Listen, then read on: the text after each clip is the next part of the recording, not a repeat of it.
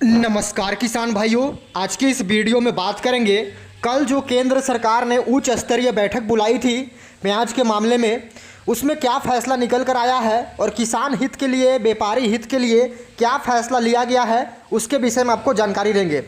किसान भाइयों, लगातार नासिक में व्यापारियों का हड़ताल अब भी जारी है। किसानों की व्यापारियों की सीधी मांग है 40% निर्यात शुल्क को तत्काल से तत्काल हटाया जाए, लेकिन सरकार अपने फैसले पर अड़ी है और सरकार ने कल जो उच्च स्तरीय बैठक बुलाई थी उस पर भी निर्णय यही निकला है कि जो 40% निर्यात शुल्क लगा है वो अभी जारी रहेगा, यानी 31 दिसंबर 2023 तक 40% एक्सपोर्ट ड्यूटी लगी रहेगी। सरकार ने इसे हटाने का जो प्रस्ताव था उसको खारिज कर दिया है।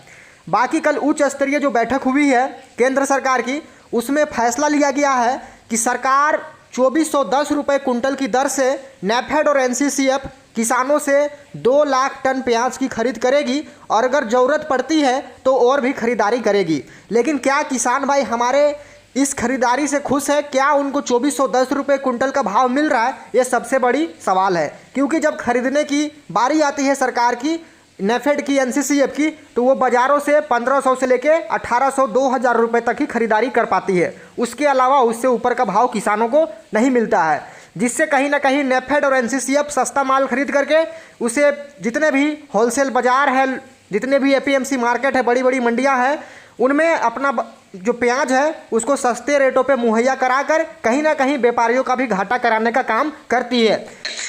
तो किसान भाइयों, मेरा पर्सनल ओपिनियन यही रहेगा कि आपको कहीं ना कहीं नेफेड और एनसीसीएफ, ये जो 2 सरकारी संस्थाएं हैं, एजेंसियां हैं, इनका आपको बहिष्कार करना पड़ेगा।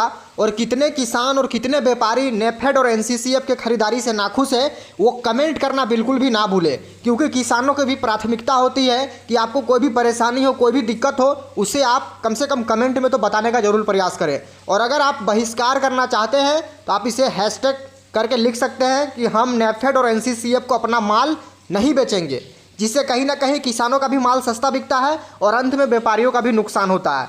तो इससे कहीं ना कहीं भारी नुकसान की संभावना बन जाती है। तो कितने किसान भाई ऐसे हैं जो अपना माल नेफेड और एनसीसीएफ को नहीं बेचना चाहते हैं, वो कमेंट करके ज़रूर बताएं।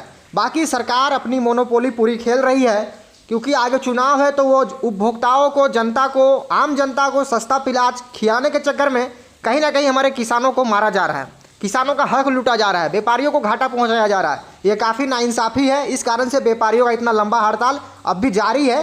किसान भाई, हम काफ़ी दिन से शांत हैं, लेकिन अब जो भी बोलेंगे वो खुलकर बोलेंगे और जो बोलेंगे वो सच्चाई वाली ही बात बोलेंगे, चाहे किसी को बुरी लगे अच्छी लगे।